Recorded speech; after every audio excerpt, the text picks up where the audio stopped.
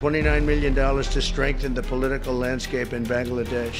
বাংলাদেশের রাজনৈতিক পরিমণ্ডল শক্তিশালী করতে 29 মিলিয়ন মার্কিন ডলারের আর্থিক সহায়তা করা হয়েছিল বলে জানিয়েছেন যুক্তরাষ্ট্রের প্রেসিডেন্ট ডোনাল্ড ট্রাম্প।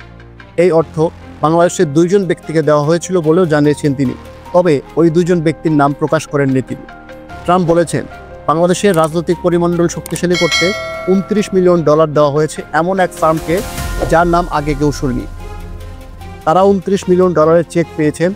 আপনি কি কল্পনা করতে পারেন? আপনার একটি ছোট সংস্থা আছে, আপনি এখানে 10,000, ওইখানে 1 লাখ পান, তারপরে যুক্তরাষ্ট্র সরকারের কাছ থেকে পেলেন 29 মিলিয়ন ডলার।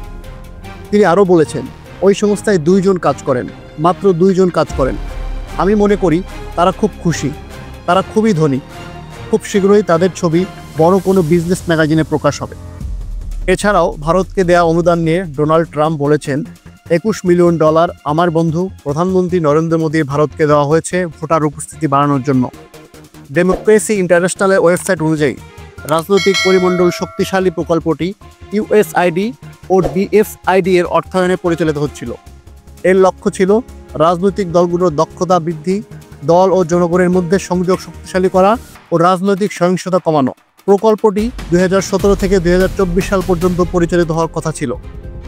দর্শক, আপনার কি মনে হয় এই বিপুল অর্থ যুক্তরাষ্ট্রের কাছ থেকে কোন 2জন ব্যক্তি নিয়েছেন?